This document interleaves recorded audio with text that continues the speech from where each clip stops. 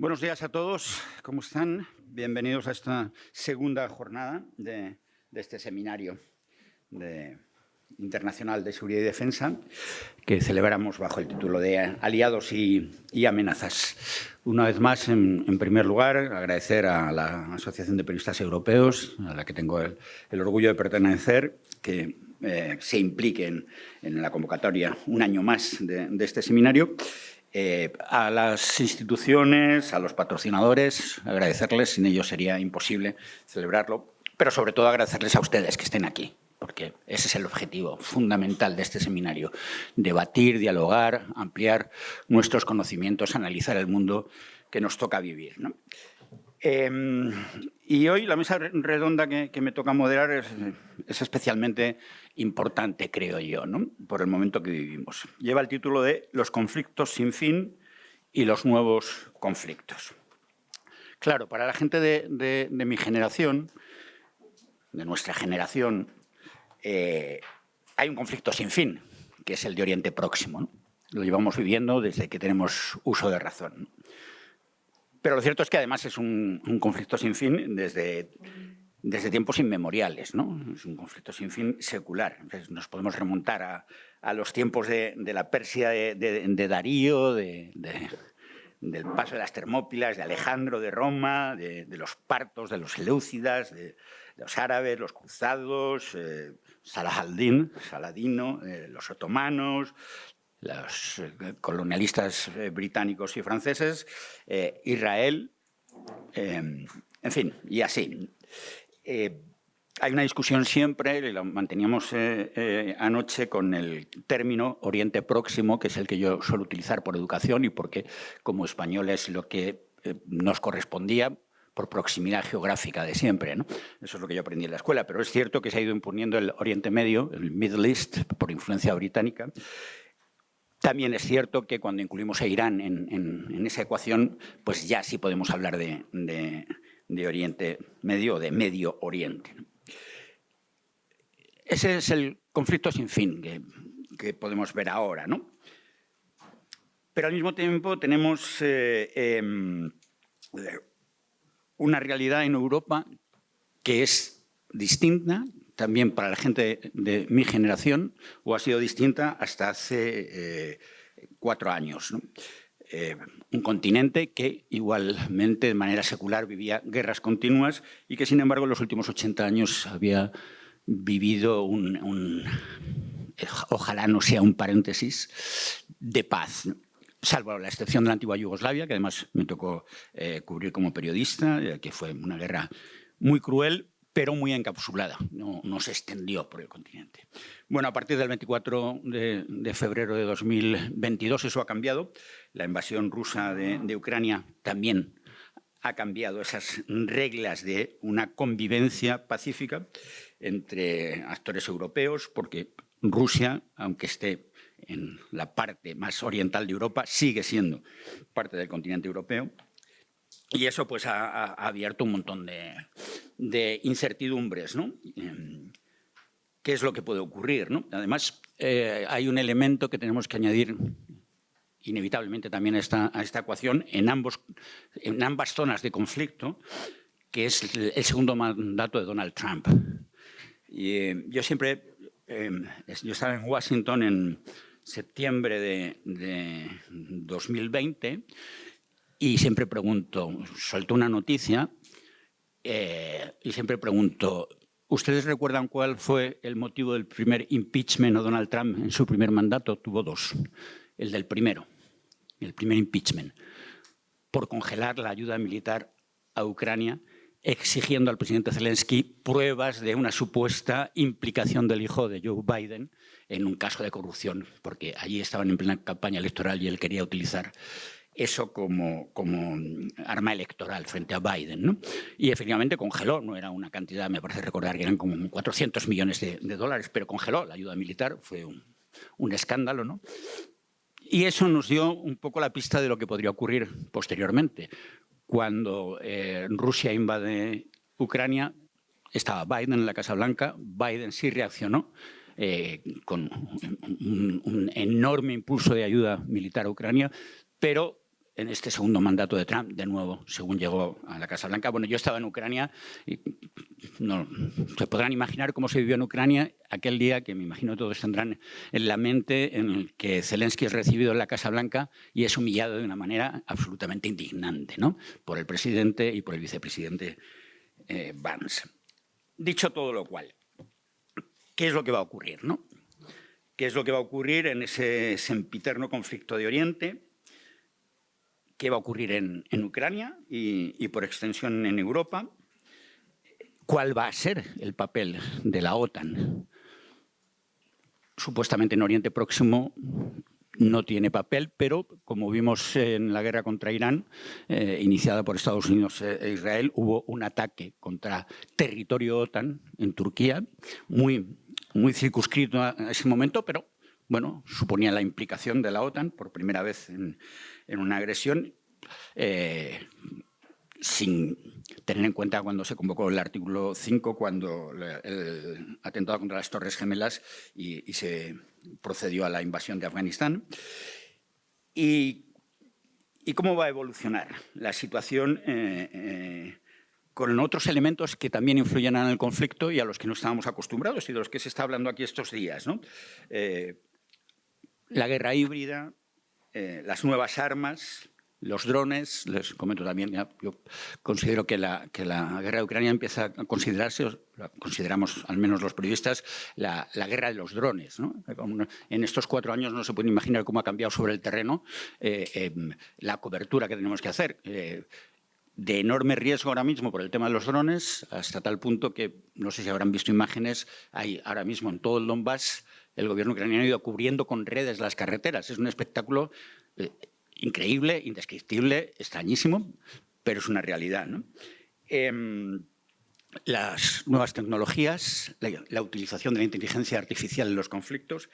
En fin, son preguntas que yo creo que no tienen respuestas fáciles, pero a las que vamos a intentar que nuestros ponentes de hoy den algo de no sé si de respuesta, pero nos aclaren algunos elementos. Y por orden de intervención, según el programa, el primer ponente va a ser el teniente general, el general de división Enrique María Silvela, que es jefe de Estado Mayor del Cuartel General Conjunto de Alta Disponibilidad.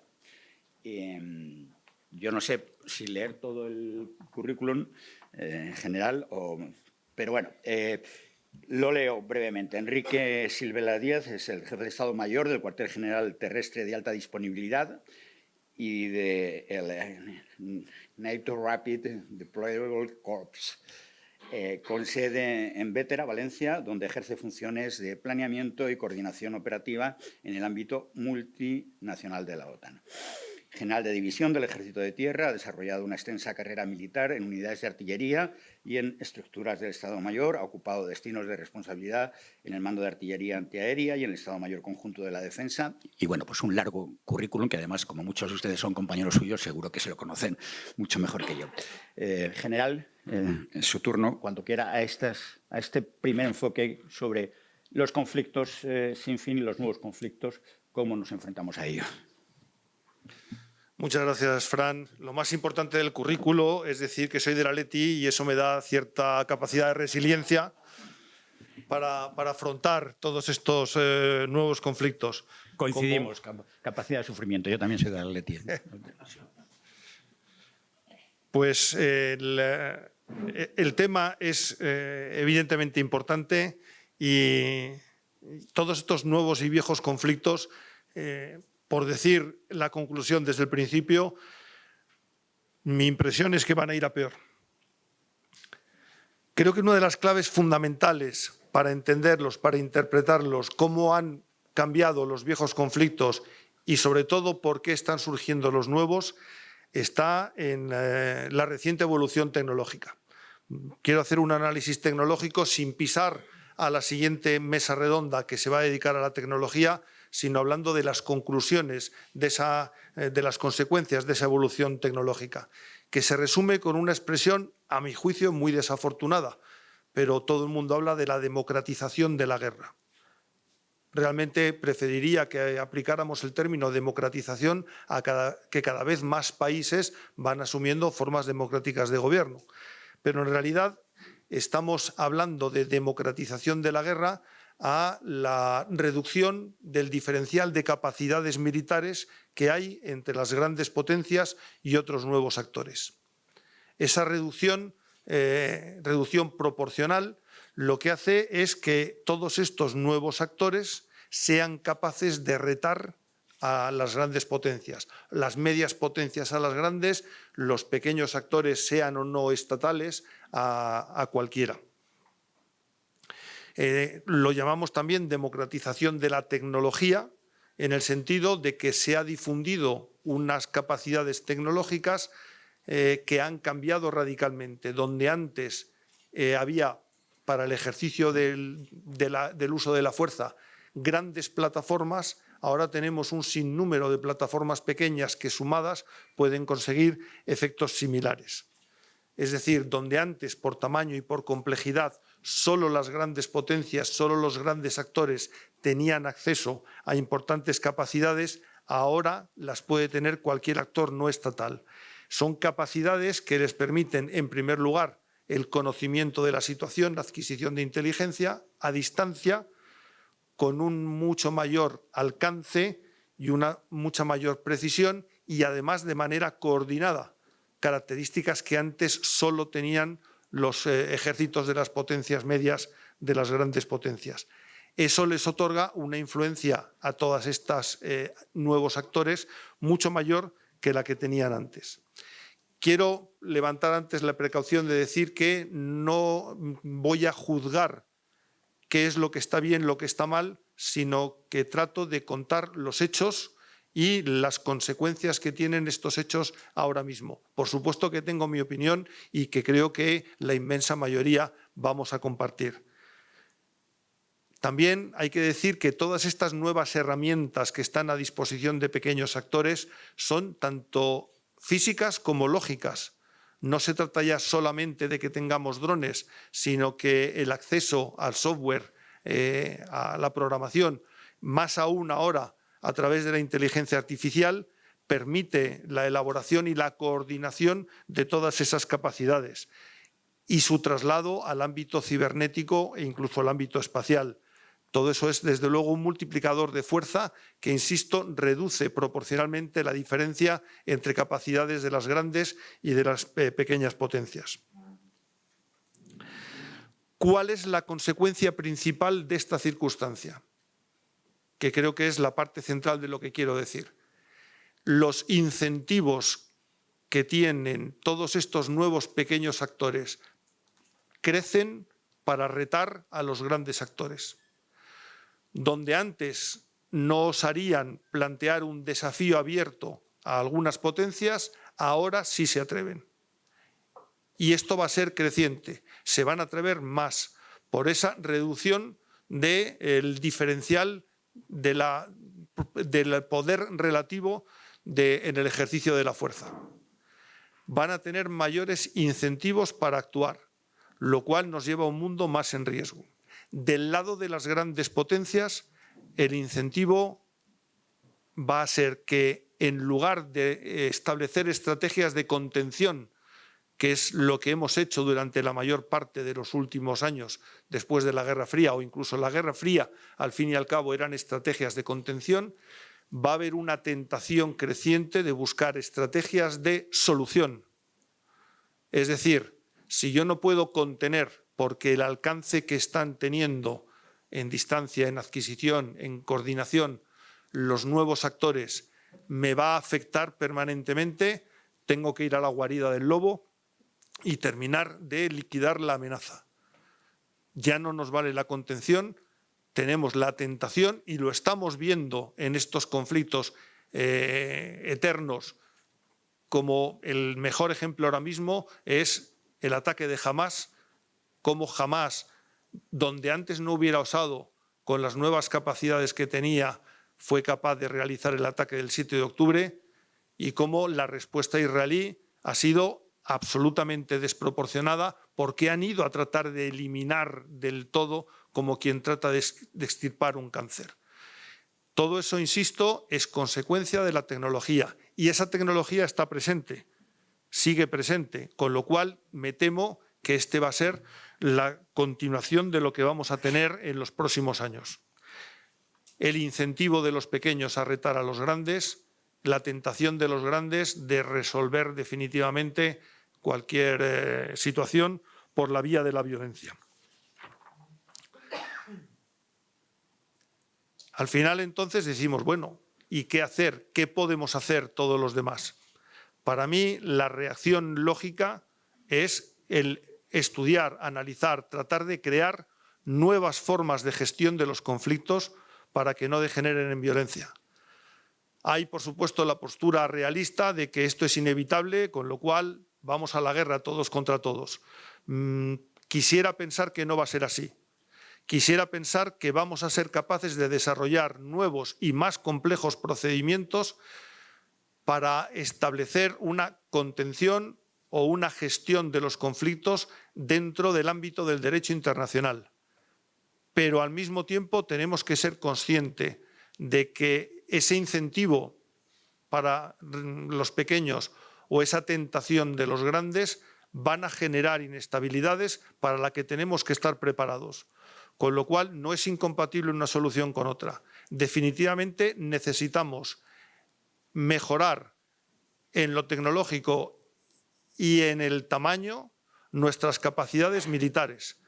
España, como todas las naciones europeas o aliadas de la OTAN, vamos a necesitar mejorar nuestras capacidades militares en cantidad y en calidad, y a ser posible de forma equilibrada, de forma que elevemos el umbral de la disuasión como estaba antes. Es necesario elevar el umbral de la disuasión para mantener esa disuasión, que es lo que contienen los conflictos. Al mismo tiempo, tenemos que ser capaces de reforzar todos los mecanismos de cooperación, mecanismos de transparencia, todos los mecanismos que seamos capaces para tratar de evitar, no solamente mediante la disuasión, sino mediante el diálogo, el llegar al conflicto. Ahora, la disuasión tiene que ser creíble. Para que la disuasión sea creíble, tenemos que tener capacidades y tenerlas preparadas. Volvemos a una discusión que teníamos ayer durante la cena, en el que el derecho necesita el respaldo de la fuerza. El derecho internacional también necesita el respaldo de la fuerza. Son evidentes las diferencias entre los derechos nacionales y el derecho internacional, en el que ese respaldo de la fuerza no es absoluto, es siempre acordado. Pero si queremos mantener vigente el actual derecho internacional, tenemos que ser capaces de respaldarlo con la capacidad, ya sea de disuasión o, si fuera el caso, de llegar al enfrentamiento sin que ese enfrentamiento tenga que ser absoluto. Es decir, y ya concluyendo, creo que en los próximos tiempos vamos a vivir momentos de inestabilidad. Van a ser momentos más difíciles. Esos momentos difíciles nos tienen que pillar preparados, bien preparados militarmente y bien preparados política y diplomáticamente. Gracias. En general, no es una perspectiva muy halagüeña la que nos plantea. Seguro que alguien va a decir, se lo comentaba anoche también al general Frías, un viejo adagio periodístico, ¿no? Dice, van a pensar que es usted pesimista, y usted tendrá que responder, dice, yo no soy pesimista, soy un optimista bien informado, ¿no? Bueno, el siguiente ponente es el general de brigada Han von Mester, profesor de estudios militares operativos en la Academia de Defensa de los Países Bajos. Es general de brigada, brigadier general del Ejército de los Países Bajos y profesor de estudios militares operativos en la Academia de Defensa, como decíamos, donde se especializa en estrategia militar, operaciones y análisis de conflictos contemporáneos, con una larga trayectoria en las Fuerzas Armadas neerlandesas, ha desempeñado funciones de mando en unidades de artillería y en estructuras de Estado Mayor, además de haber ocupado puestos en entornos multinacionales vinculados a la OTAN, ha participado en despliegues operativos en Bosnia y Afganistán, integrando experiencia de campo con trabajo de planificación estratégica en escenarios complejos. General, cuando quiera. It's your turn. Well, thank you for your kind introduction. First of all, I'm a non-Spanish speaker, so sorry for that. Hopefully you will understand my English. Before I start, I would like to thank the organization for inviting me. I would also like to thank the organization for the wonderful dinner we had last evening here outside with all the speakers. Thank you very much for that. And another disclaimer is I always make to the audience, whether they are students or officers, cadets, I hope I will raise more questions during my introductions than you had at the start of this introduction then. So this is me hoping to providing you with food for thought. Well, if we look at the title for this panel, Endless Conflicts and New Conflicts, let me start with the current situation.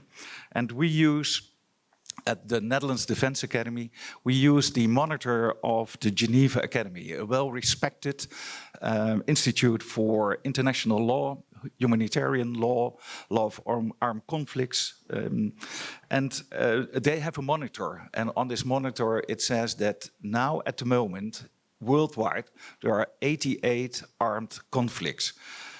Maybe Cyprus will have another number, but it's a huge increase since the last 20-25 years. And it also has to do with perceptions, because we are only focused on 3 or 4 conflicts in the world, in the Western, in West Europe. And perceptions in conflicts is of vital importance.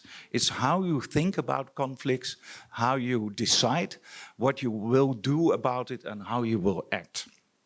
Now, talking about the conflicts in the world, at the moment there is a huge humanitarian tragedy ongoing in Africa. Africa was already mentioned yesterday by some of the speakers, but it's in Sudan. And Sudan is a nation with 47 million people, and out of it there is a conflict which is ongoing since April 2023. And out of these 47 million people, there are already more than 2 to 2.5 million victims, which is more than Ukraine, Gaza, and Iran war together. And there is no attention for it. Also, there are more than 13 million refugees and displaced persons. And many of the refugees are going to the north, and they're trying to get across the Mediterranean. So it's a problem then for the southern part of Europe how to deal with this. And it's already discussed by some of the Spanish colleagues of mine yesterday in the panels. But that put pressure on the southern countries, Greece, Italy, and Spain, for instance. And also more than 25 million people in Sudan are suffering from famine. That is a huge number. And we don't have, in the Netherlands, my home country, we don't pay any attention to this conflict. We are much more focused on other conflicts, and I will do as well. So let me start with Ukraine then. What is actually at the moment going on at the battlefield or the battle space, as the military people say. It's not only including what happens on land, but also in the air, in space, in the information environment. Well, the initiative is shifting from Russia now back to Ukraine. Russia had the initiative for the last 1.5, 2 years. And it's now for the last 2 months that it's back to Ukraine. And that is partly due to the use of new drone systems, where they are very effective. Now, looking at this conflict, we see that the main aim of Russia is to get 4 provinces, where they already have Lugansk and Kherson, almost have Zaporizhia, but there is still fierce fighting about Donetsk. And they don't have the entire province now. They still need to fight then for cities like Slovyansk and Kramatorsk. So the main purpose then for Russia is to get all the 4 provinces. It's the entire Donbas region then. And if we talk about this conflict, if we talk about any conflict, a conflict has many layers. It's not only the battle space, it's also the international environment, it's the national environment, and it's also individual interest in conflict. Look, for instance, what happened now in Israel, where even there is a personal interest of Netanyahu in this conflict. And he's put under pressure by his right-wing ministers, Bezalel Smotrich and Itamar Ben-Gvir, which put him under pressure. Otherwise, they will let the cabinet fall, and then there will be new elections, and maybe he doesn't become prime minister anymore, and that means he will lose his immunity. And there are already 3 cases in the court in Jerusalem going on with Netanyahu. So there is a personal interest in it. So there are many layers. One of the layers is also the economic layer. And if we look at now what is going on, how successful are the sanctions which are imposed by the EU, imposed by the United States? If you impose sanctions on a country, it will take time and time to get effective. We see now the first results of all these packages launched by the EU. It's also about the shadow fleet. What are we able to do about this?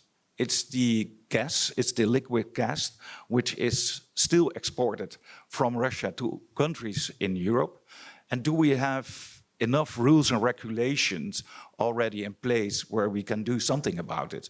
What is Spain doing about this? And looking to my own country, we are struggling with this as well. We don't have the right rules and regulations already in place. If we look, for instance, to France and the UK, they will board these ships and do something about it. But there is a kind of division between the EU and other European partners then.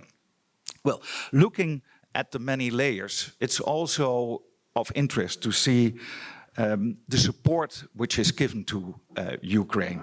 And I heard many speakers yesterday, mainly Spanish speakers, they were proud of what Spain is doing. But internationally, there is a big question mark of what actually Spain is doing with Ukraine. And there is a social chapter where there is a willingness in Spain to take in more than 400,000 refugees. But there is also a financial and military chapter to this.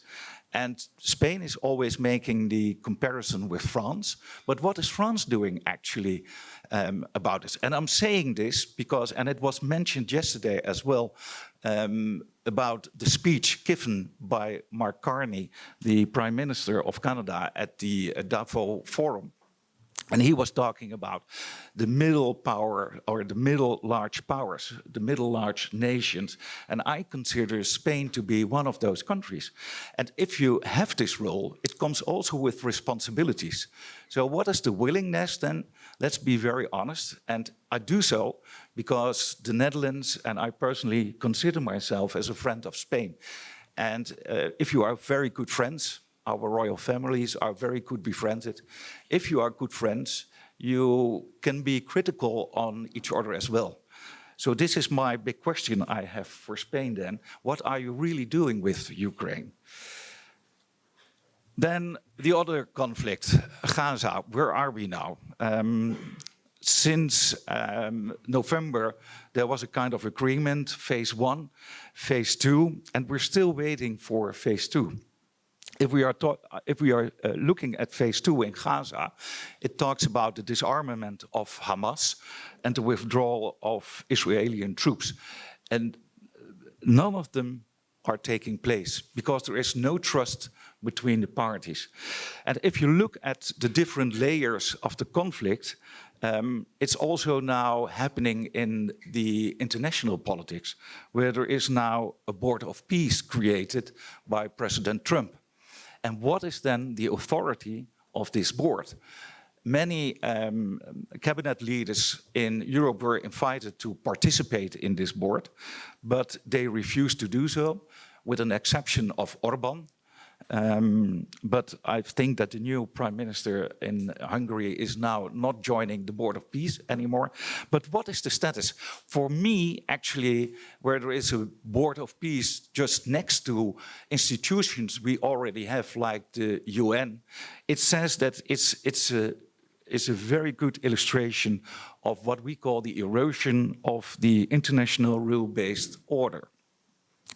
Then looking more to the conflicts, the erosion of the international rule-based order, we see also with Iran and the conflict in Iran versus the United States and Israel. Is there already a ceasefire? And how many times is this ceasefire violated now? And will there be a final agreement then? I don't know. It's still a big question mark for me. What it does, and I spent some time on the three conflicts now, you also need to ask your question, what does this mean? In the United States, they call it the big so what questions. What are the consequences then for NATO, and what are the consequences then for the EU? Because Spain, as well as my country, are both participants. And I think Sweden is well in the EU and now in NATO as well, since 1924, I think. Well, it was mentioned yesterday, they spoke about the adaptivity of NATO, where we talked about NATO 3.0. And NATO 3.0 is still based on what they had already in the history. It's based on two pillars. It's based on defense and deterrence. And if you want to deter, make sure that you're able to conduct the defense. So you need to prepare yourself for war-fighting capabilities. And deterrence itself, it rests on three, what we call the big three C's. It's credibility, it's capabilities.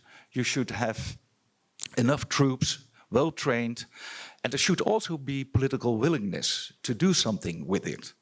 And then the third C is communication. And this is a big, kind of a big question mark now in the international environment. Are we able to understand each other? Where we had the big red line between Moscow and Washington in the Cold War, where we don't have it anymore. And our diplomats well trained enough to see all the messages and signs in the international environment? Well, if we talk about deterrence and we talk about the big three C's, credibility, capabilities, and communications, for NATO, we should also add another three big C's. And this is cooperation. Are we interoperability, and are we able to have the same doctrine, the same understanding of conducting operations? Are we able to, by radio, communicate with each other, internationally seen?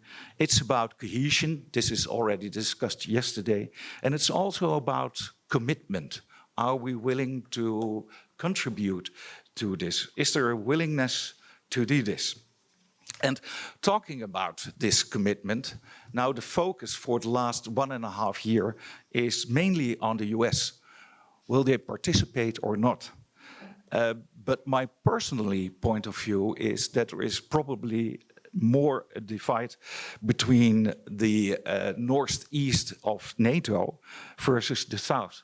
The south is very much focused on the Mediterranean and on Africa, and on the involvement of Russia. It's already discussed yesterday about the remnants of the Wagner Group in Africa, where the north and eastern part are much more focused on the pressure from Russia.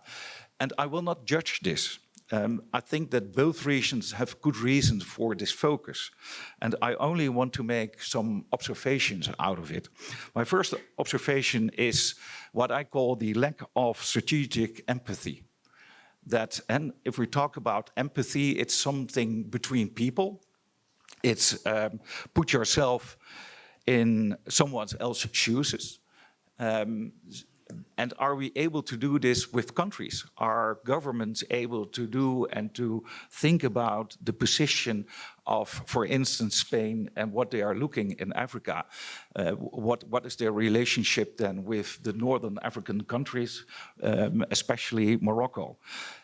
Where on the other side, do we feel in Spain, do the people in Spain feel the same pressure as they do in Poland or in the Baltic states or in Finland or Sweden? That's my first observation, so a lack of strategic empathy. Another one is the understanding of hybrid threats, and especially the hybrid model used by the Russians.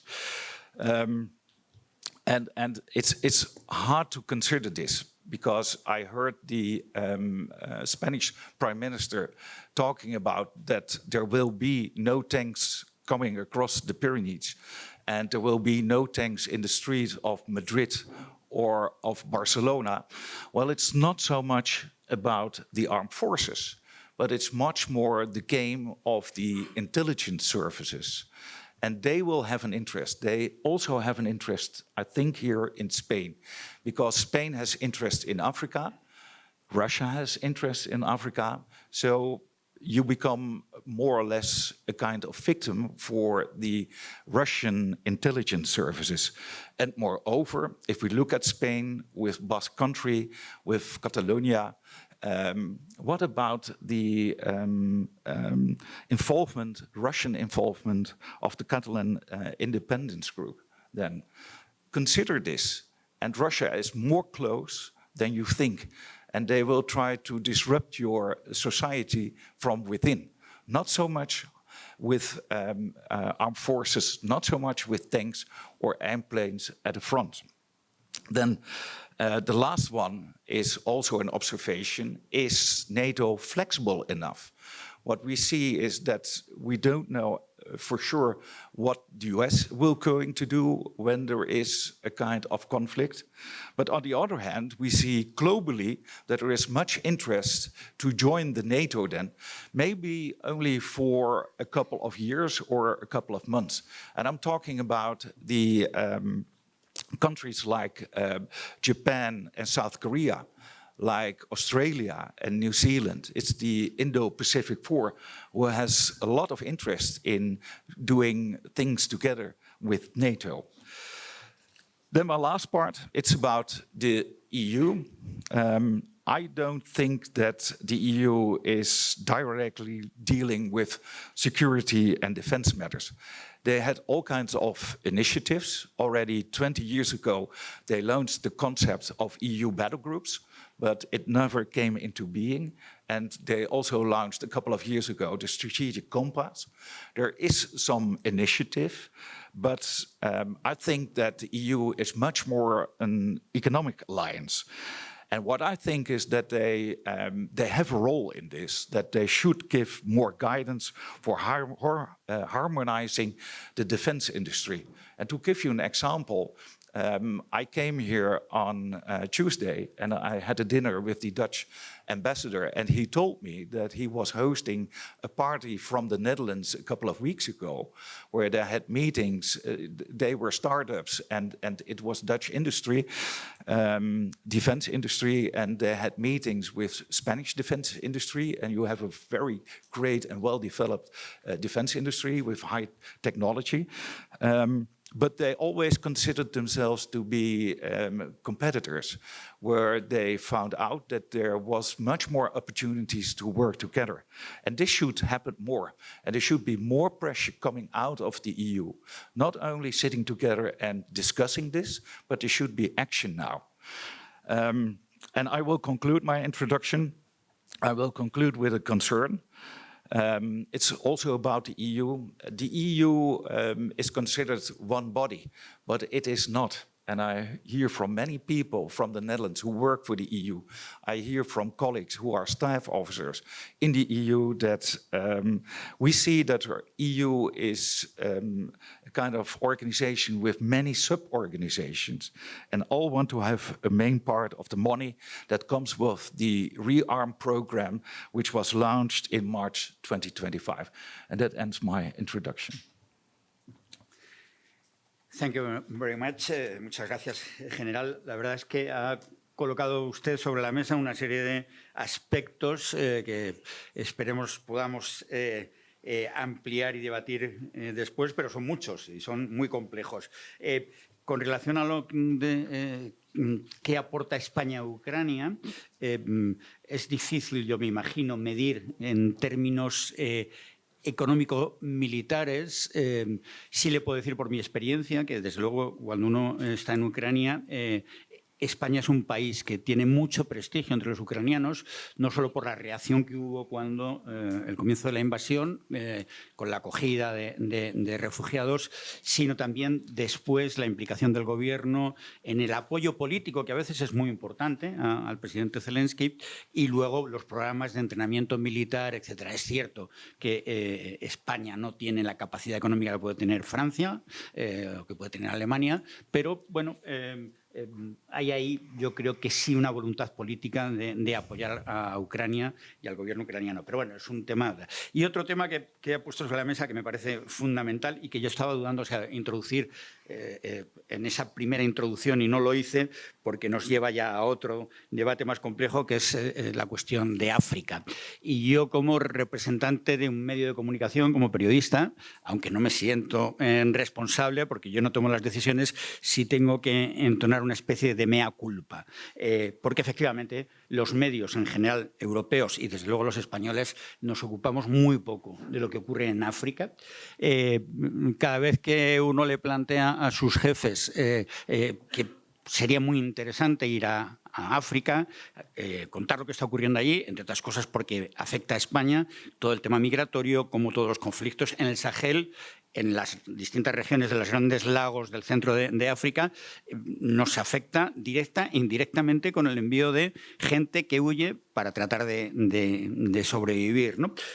Bueno, uno nunca tiene éxito. Y fíjese, le voy a decir, la semana que viene, el lunes, me voy para Malawi y hacer unos reportajes sobre proyectos allí, casi todos vinculados a la Iglesia Católica o a organizaciones médicas, y evidentemente voy con los gastos pagados por esas organizaciones, porque si a mi jefe le digo, oye, me tienes que pagar este viaje, tú estás loco, chaval, se te ha ido la olla, ponte a lo... Efectivamente, las guerras olvidadas de África son un capítulo pendiente muy importante. Supongo que podremos ampliar también después. Y vamos con la tercera persona que interviene en este panel, que ya la conocen ustedes porque ya intervino ayer, Carlota Sparré, que es la subdirectora del Instituto Internacional de Investigación para la Paz de Estocolmo, el SIPRI. Como ya se dijo ayer también, el SIPRI, para muchos de nosotros, desde luego para los periodistas, es una institución fundamental, ¿no?, a la hora de analizar la evolución de los conflictos, la inversión y los gastos militares, etc.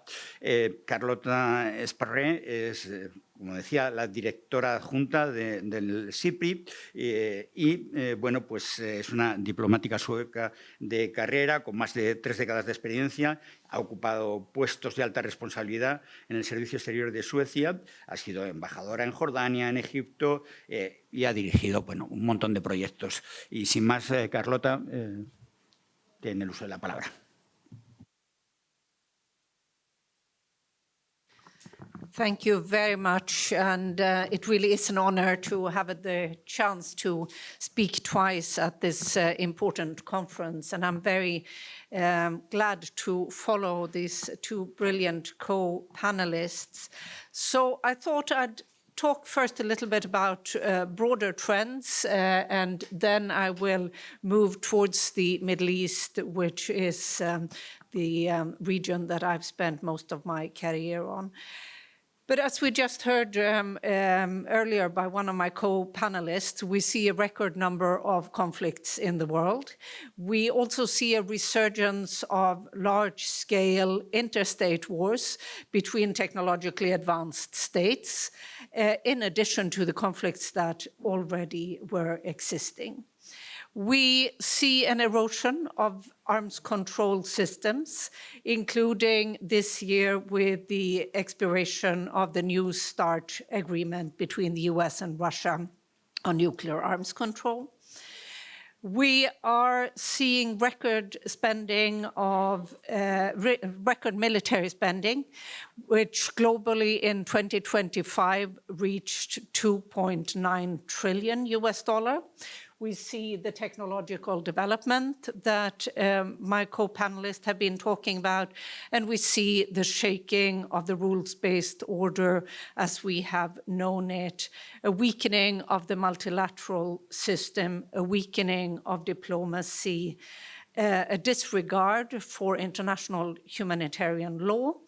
And we see in the field of diplomacy and mediation a move towards quick fixes with partly deals, ceasefires, rather than serious work on peace building. At the same time, as has come up both during the day yesterday and today, we see the shifting, of course, geopolitical landscape, and with a US that is more unpredictable and has changed its posture on the US, on Europe, but also on other parts of the world, and where, in addition to Europe, it probably is the Middle East, and in particular the Gulf, that has felt that change. So on the question of these endless conflicts being overshadowed also by new crises that come the whole time, there's a global agenda that increasingly is so crowded that we somehow seem to see the, so to say, the flash crises that are coming up that divert the attention from the long-running conflicts that still remain unresolved and dangerous. In addition to that, we have media cycles that and public opinion shifts that are so rapid that we somehow leave a very limited space to keep attention. Some of the most running conflicts even, the Middle East has been mentioned and I come back to it, but also conflict like Sudan that we very rarely hear about, and of course many other conflicts around the world. This overcrowdedness also tends over the last couple of years to lead to a lack of attention to other underlying severe issues. And I'm very glad that both of my co-panelists have been highlighting some of the not only military threats, but also other underlying elements, such as the climate crisis and the effects that this is having also in driving conflicts. So let me maybe now move to Iran. I think an issue that most of us are following very closely, and where we are seeing this crisis forcing a massive reevaluation of the global political state, economic state, regional structures.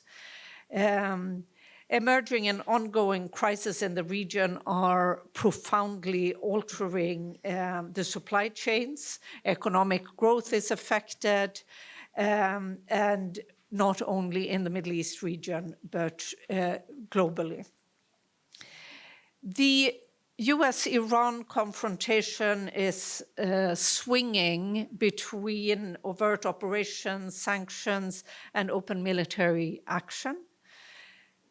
Iran's influence in the region through proxies has seriously been weakened over the last few years, but we still see that the ties remain and there are risks for escalation and a continued use of the proxies. There may or may not be risks for a full-scale war, but certainly in our assessment, this is a crisis that is not likely to go away. I believe that we can count on having a prolonged and low-intensive conflict that risks eroding the current structures in the Middle East and beyond, and hence affect our stability. Tied to this is, of course, the question of Lebanon, and my Dutch colleague already pointed to the upcoming Israeli election and the Israeli Prime Minister's interest in staying and hence interest in keeping conflicts going. And this goes not only when it comes to the relations with the Palestinians, but we see it playing out also significantly in Lebanon. We also see new alliances that are taking form. Countries that have been cooperating with each other before are finding new allies, new partners, and new structures, and big question marks on what will happen with the collaboration with the GCC.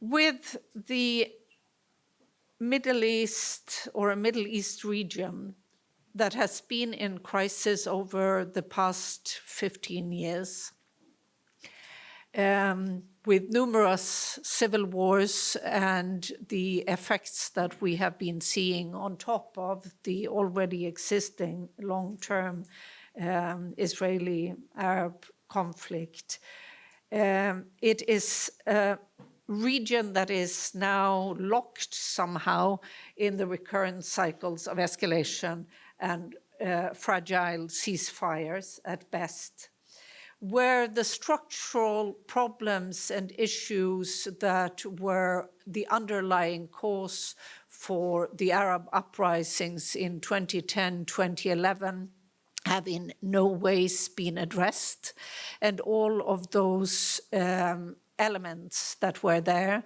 be it on the economic side, on the governance side, none of these issues have seriously been addressed in any of the countries of the region. I would argue it has been dealt with better in some countries. It has been dealt with partly and with some progress, but in very many of the countries, we have rather, as you well know, seen the opposite.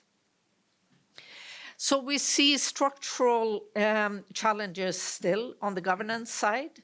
We see the fragile regional rivalries.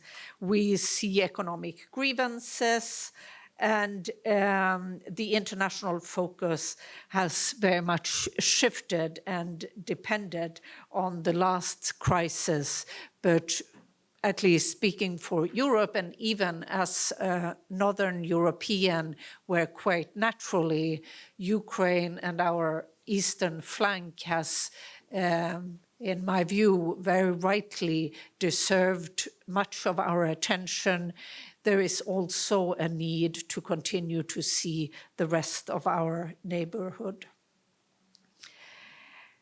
We see an absence of more serious and concrete diplomatic efforts, and hence a risk for permanent instability with repercussions also for the world.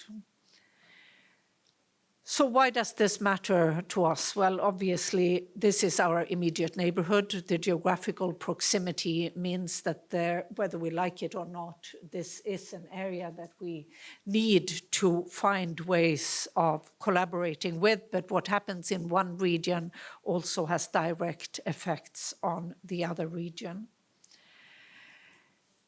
The effects I mentioned already yesterday on the perception of Europe and the different ways that we have reacted to different crises has led to a very widespread perception of double standards, and that has seriously undermined EU's credibility and standing.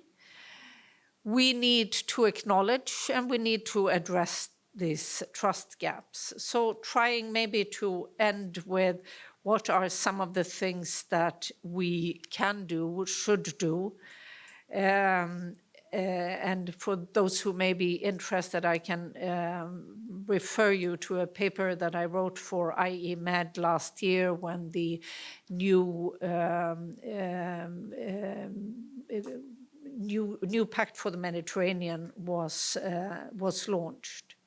In terms of the long-standing issue of the tension between interests and values, we need to overcome the false dichotomy that there would be anything that is a contradiction. It is not only possible, but it is essential to continue to both work on the key principles of our values, including respect for human rights, democracy, governance issues, and at the same time to look at our interests. In terms of partnership, we have called the Mediterranean Partnership a partnership ever since it was created, and I am old enough to have been part of the discussions in the initial phase of the Euro-Mediterranean cooperation and the Barcelona process.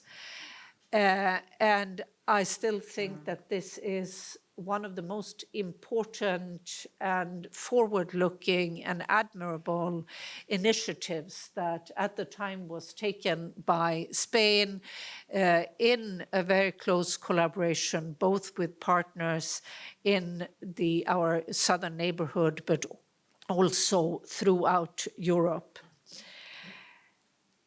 When the Barcelona Declaration was drafted, it actually was a partnership.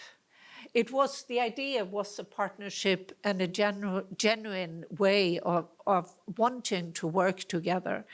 Unfortunately, the implementation leaves a lot behind, and I think we need still to do quite a lot of self-reflection of both where did we go wrong and what could we have done differently. Over the years, I would argue that the partnership has become less and less of a partnership and more of an EU-led agenda with limited buy-in from the partners. And this is a complaint that they very often have been raising. On the security side, we have seen some development of our collaboration, but there is still a lot of work that needs to be done. And here, just like my Dutch colleague, I would like to throw some questions on the table related to how can we balance national security interest with human security? How can we balance our short-term interest with the long-term interests? And how can we build a partnership that can contribute to resolving existing conflicts, and how can we prevent new conflicts from occurring? If there is one thing that I've learned in the Middle East is to never say it can't get worse, because over the past almost 40 years that I've worked with the region, I think again and again and again, very sadly, we've seen it getting worse. But we also need to look at how we can deepen the areas where we have key interests, and not least trade and energy have been identified as key such areas. But also to see how we can deepen our diplomatic work and our soft power. I think, and I said it also yesterday, that very naturally over the past years, the narrative have been very much focused on what we can do in terms of the hard security. And we need to be able to hold several thoughts in our head at the same time and to continue to work on that, but also to work on our soft power and realize what it means with what we have done and what we are doing in terms of development, in terms of education. It is still so, and even more so in light of what is happening in the US, that students from the Middle East, North Africa region, or the West Asia, North Africa region, whatever terminology we want to use, to a very large extent, want to come to Europe and to study at our universities, and what happens when they then return. And we have created both the human contacts, but also the exchanges is of importance, and it has been shown again. I think we also seriously need to reinvest both in prevention, but also in mediation, in multi-track diplomacy, and in trust building of different sorts. I was in Brussels last week for a very interesting discussion on EU mediation efforts around the world, and the very strong push that now is coming from different angles in the MFF discussion, bringing in stronger sense again of the preventive work from Europe. And maybe, if I may, I'd like actually to throw a question maybe to my co-panelists and also to our moderator on what your expectations and hopes are on the new European security strategy. Thank you. Thank you. Gracias, Carlota. De nuevo, sí, has puesto más temas sobre la mesa. Yo iba anotando y quería plantear a los panelistas dos preguntas vinculadas con todo lo que habéis puesto sobre la mesa, y por cuestiones de tiempo os tengo que pedir muchísima brevedad, porque hoy va a ser un día complicado, son temas complejos, y además tenemos que tener un tiempo para preguntas de nuestra audiencia.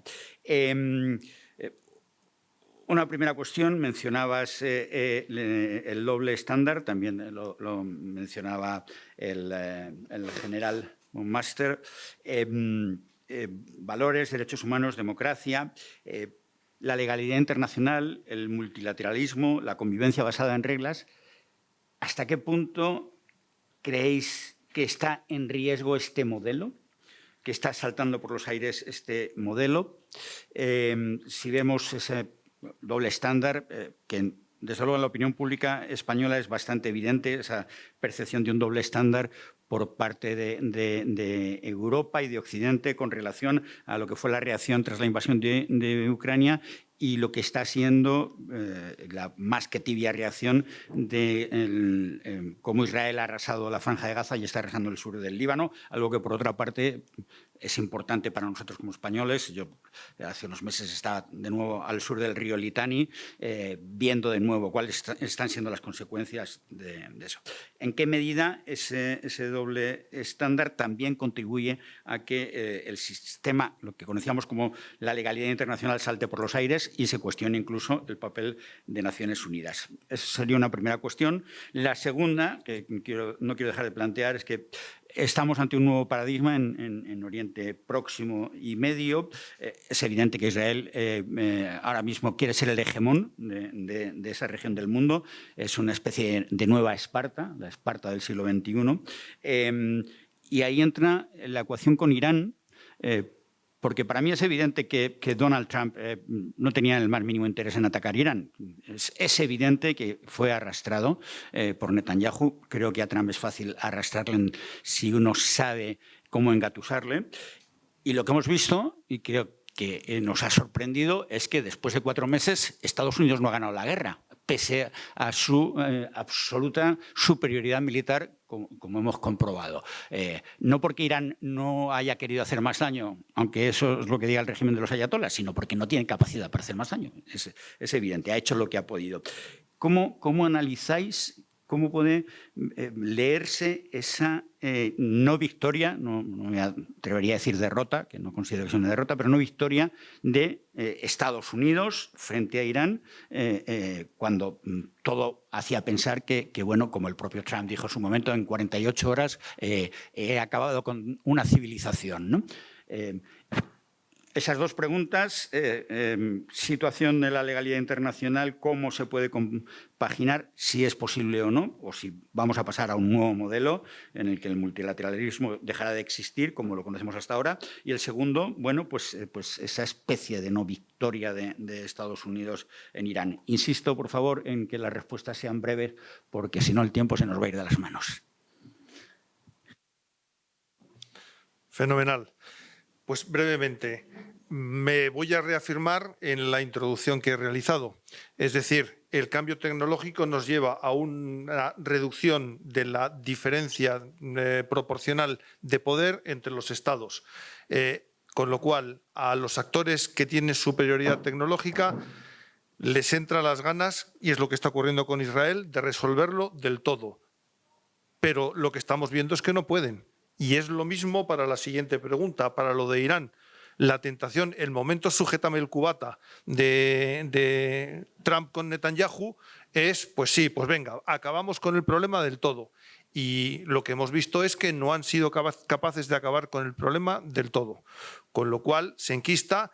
Ahora la tentación va a permanecer de volver a acabar con el problema del todo, igual que la tentación del desafío va a permanecer. Con lo cual mi expectativa es que el doble estándar se va a mantener y que no confío en ninguna de las dos partes en que respeten el acuerdo de paz de Irán. Con lo cual, a ver lo que nos viene en el futuro. General. Yeah, thank you. First, to address the double standard. Yes, there is. And it has also to do with the perceptions I mentioned already during my introduction. If you look, for instance, how Spain is looking to Israel and the Netherlands is looking to Israel, we do have another history with the Jewish people. We were victim in the Second World War, and we had a population of 140,000 Jews in the Netherlands, and 104,000 of them were murdered and slaughtered by the Germans. So the Dutch people became very protective when they talk about the Jews. And it's a very sensitive matter in the Netherlands. Because there is a pro-Israeli camp and there is also a pro-Palestinian camp. And we do have a lot of trouble dealing with this. And I know that Spain has a little bit more distance. They don't have this history with the Jewish people then. And this colors how you see these conflicts. And there will be a double standard. And this is that you need to get in contact and to have very good discussions with each other. And diplomacy, mentioned by colleague Sparre as well, plays a vital role in this to bridge the gap between those stances. And there will be double standards, but as long as you can discuss them, hopefully there will be then a solution where there is unity in, for instance, the EU, where you have a unified and make a unified effort. Then your second question about Israeli hegemony, they hope to get this in the Middle East, but it rests on the support of the United States. It's very important for Israel to get this support. If the United States is not supporting Israel anymore, then Israel becomes isolated, I think. And I fully agree with you that Netanyahu saw a chance, a kind of opportunity to drag the United States into this war with Iran. And you see it in the US government. They still are not able to, in any interview with the members of the Trump administration, you see every time different answers if they talk about the aims of this war. Was it to organize a kind of revolution among the Iranian people? This was one of the first aims mentioned by Trump, or was it about the long distance missiles? Was it about the nuclear program? Was it about the proxies in Iraq and Syria? Every time you hear different answers, and that means that there is not a real aim for this operation, and the Americans call it Operation Epic Fury, and this is a big concern for me. Because if you don't have a real aim to focus your operation on, you will never reach this aim, and it will become a long-lasting conflict then. Thank you, General. Carlota. Thank you. If I start with your first question, I totally share your analysis that Trump didn't necessarily have any interest to be drawn into this war, but yet allowed himself to be. And I think we can and many researchers probably will for long ask why that was the case. But I think there is also a certain element of not only unpredictability, but also hubris and the statements of total disrespect that we have seen during this conflict of completely destroying a whole civilization. We're not talking about any civilization, but one of the oldest civilizations in the world, has shown the enormous gap in knowledge, in the way that we are operating, the way that politics is operating. And one of the most worrying trends is that all the experts, and the US have an enormous amount of phenomenal experts on the Middle East in general and on Iran in particular. And yet none of them are close to any of the policy or decision-making rooms. So it easily becomes this emotional reactions of getting drawn in, but possibly also a thought that with the military might, it is possible to solve. And clearly this conflict has shown that military power is not enough. It is much, much more complex than that. So I don't see any quick fixes. It's, on the other hand, worth recognizing that the talks that we now have been seeing at high level between Iranians and Americans is something we have not seen for very many years. But unless those are actually built up by conversations also on a technical level and with the view of a long-term solution, it is very difficult to see that they can lead to a holding de-escalation. So as I said earlier, I think it's much more likely that we will see a prolonged crisis. On the question of double standards, my colleagues have already mentioned some of them, and obviously history to some extent plays in here. We are seeing very drastic shifts that are happening in the US. I saw some figures the day before yesterday of now claiming that more than half of the American population are skeptical to Israel's policies. This is astonishing in itself, but also it's worth recognizing that much of this shift has been happening because very strong Jewish voices within the US scene have been questioning the Israeli policy. On the European side, in addition to the historical arguments, I would still say that there has been, I think, an astonishing shift of the European Union. We had for years, even when there were smaller breaches of international law, the EU would make statements, would call up the ambassador, would in different ways take action. Today, there is a close to total impunity even when a genocide is happening. But this has also led to two divides that I think are potentially dangerous. One, in very many European countries, a divide between what the governments are saying and what the popular sentiments are. And how to reconcile that, I think, is something that we really seriously need to reflect on.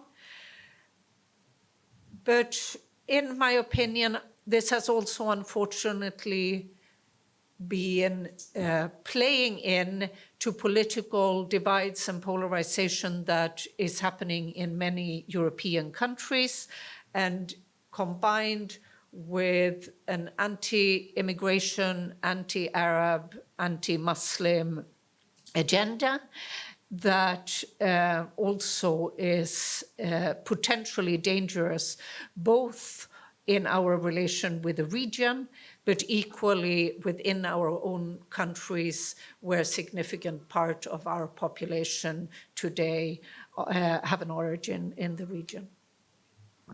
Thank you, Carlota. Gracias. Otro asunto que se ha mencionado muy brevemente por parte de Carlota, pero que yo tenía en agenda, y ahí de nuevo pido máxima brevedad para tener unos minutos para preguntas. Esta mesa redonda, este panel, dice los nuevos conflictos.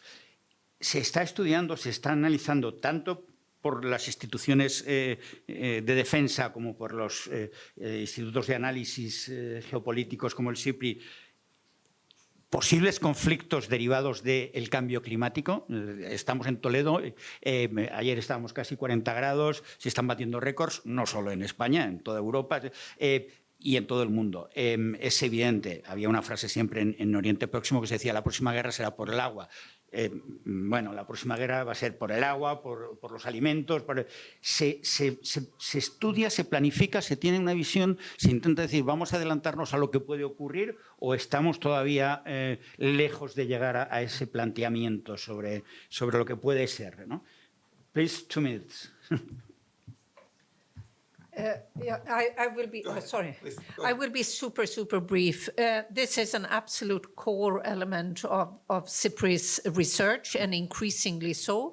The whole question of the links between climate and security, but also, as you say, with water, with food security.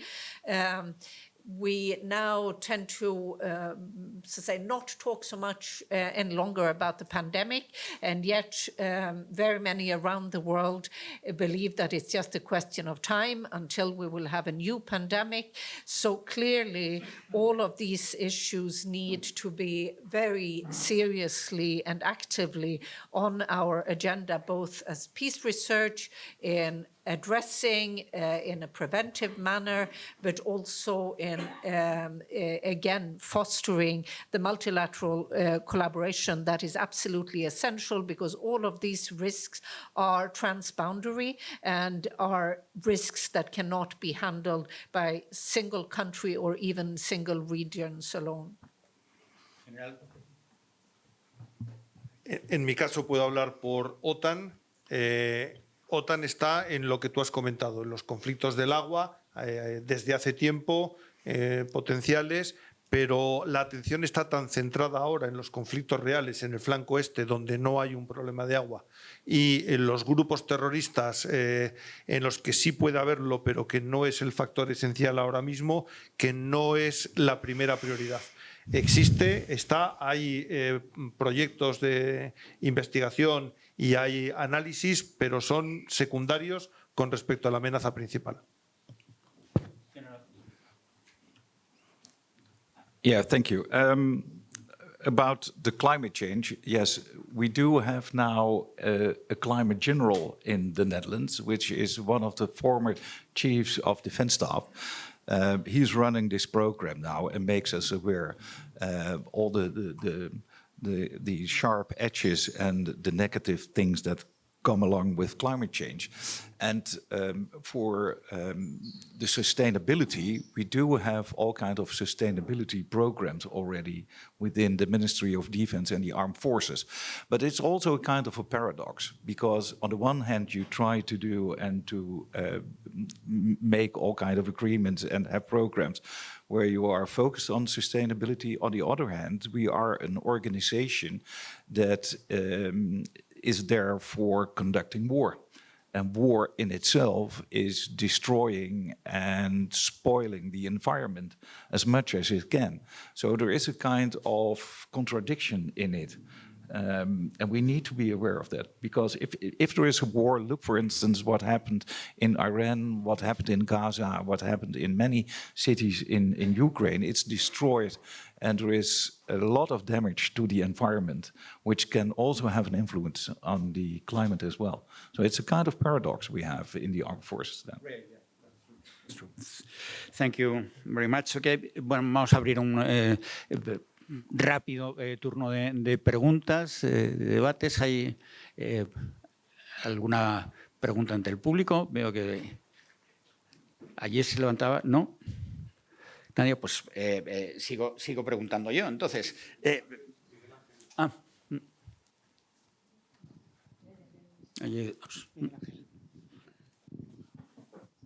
Bueno, primero para nuestra Carlota, que recuperar la memoria de un gran diplomático sueco que vivió mucho tiempo en España como segundo de la embajada. Me refiero a Peter Landelius, que hizo la traducción de muchos de los mejores escritores en español, en castellano, al sueco, y que tuvo que ver con algunos de los premios Nobel que se concedieron a algunos de estos escritores. Peter Landelius tenía un principio, decía que en la embajada sueca existía la división del trabajo, que el embajador hacía la división y él hacía el trabajo. Yo creo que eso pasa un poco en la OTAN, que alguien hace la división y los demás hacen el trabajo. Pero me gustaría que, aunque se salga a lo mejor un poco de la delimitación de este panel, hubiera alguna referencia al desenfreno de ayer de Donald Trump, lleno de reticencias y de reproches directos a países, específicamente a España. Y cómo se ve eso desde el punto de vista de la preparación de la inminente cumbre de los días 7 y 8 en Ankara.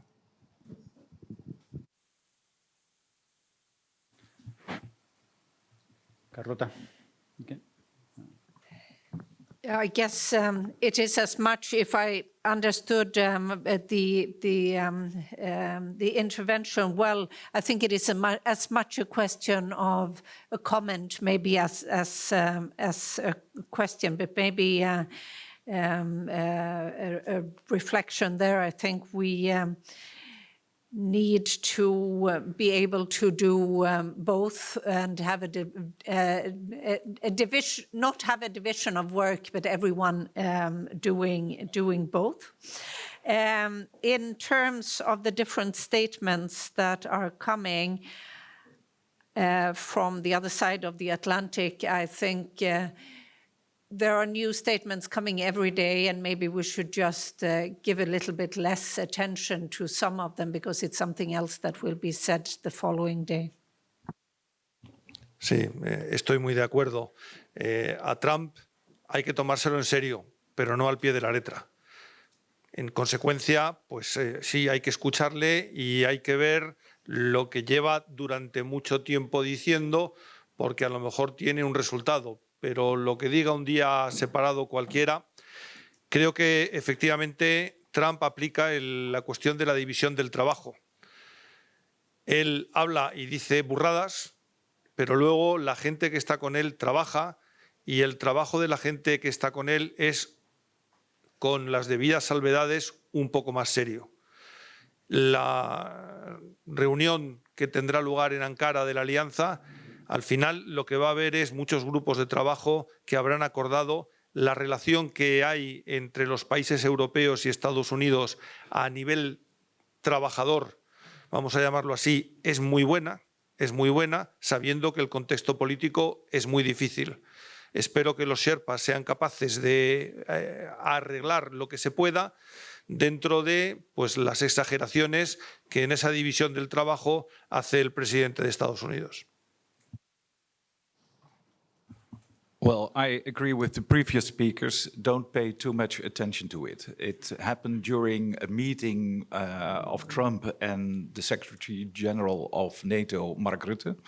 And he was, I think he is still angry, and he is frustrated about what is happening in Iran, and he feels that he is not supported. But let's make it clear, he was the one who started this operation then. And now he's a little bit in anger that he does not get the full support of NATO. And he also mentioned the UK, he mentioned France, but particularly Spain, because Spain is the one who is openly and is much transparent about that they are against this operation. You earn a lot of respect from other European countries, but you also can ask yourself, am I very effective to do this then? Because at the end, if there is a kind of trouble within NATO, that makes NATO less powerless then.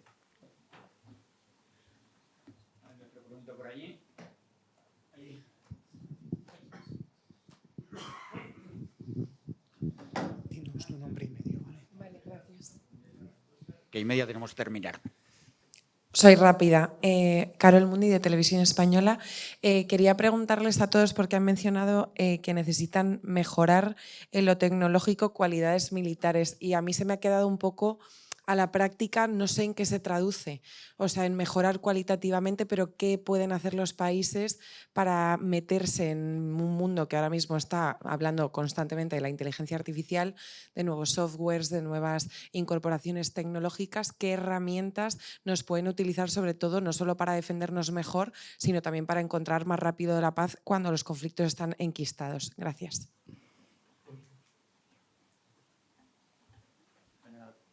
Bueno, el contenido tecnológico va a ser más objeto del siguiente panel. Lo he mencionado en términos genéricos. Necesitamos mejorar cualitativamente porque necesitamos incorporar herramientas de inteligencia artificial, necesitamos incorporar los nuevos sistemas fundamentalmente que reparten la potencia de combate de una sola plataforma a tenerla en muchas diversas más pequeñas, de forma que se incrementa la supervivencia de la capacidad.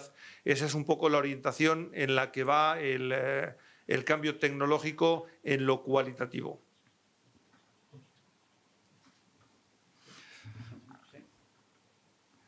Yeah, I think we're working hard on it, not only in my country, but other countries in NATO as well, where we try to put all the effort together.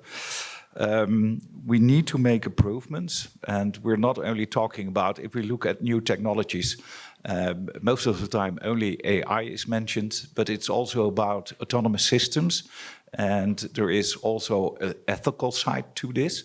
Do we want this, or should there be meaningful human control in this? And also about robotica. We try to put all the efforts together. And it's what I already said, what happened a few weeks ago, where a Dutch delegation found out that there is much more possibilities and opportunities to work together in the defense industry. And there's another thing as well, and I discussed it yesterday evening, one of the panelists for the panel just after this panel on drones, where if you want to do research and development, which cost a lot of money, there should be also guarantees from the government, from the member states, that they are willing to buy then the developed material. Otherwise, it will cost the industry lots and lots of money where there is no willingness at the end by all the member states to buy it. Just briefly to the deep insight of my colleagues, to add the importance of also studying. There is so much of the development is going so fast, and there are still a lot of unknown consequences of the technological evolution. So the importance of actually studying the effects of investing in that, but also looking at the regulatory frameworks are essential elements. Pues muchas gracias a todos. Vamos a hacer una breve pausa a tiempo, justo. Hoy ya saben que tenemos la sesión de clausura y por lo tanto tenemos que ir apegados al reloj. Gracias a los tres panelistas por su intervención, su exposición. Quedan muchas cuestiones sobre la mesa, muchas difíciles de responder, otras que quizá ni siquiera tengan respuesta, al menos en nuestra época de pasar por este planeta. Cierro este panel haciendo un homenaje a nuestro presidente, compañero, amigo, fallecido recientemente, Diego Carcedo, por lo que era él, por su perfil, por lo que había sido su trayectoria profesional. Hoy hubiera disfrutado muchísimo de estar aquí con nosotros, de este panel, y en ese sentido pues no me queda más que ofrecer ese homenaje a Diego Carcedo. Y muchas gracias a todos ustedes por su atención y nos vemos en unos minutos. Gracias.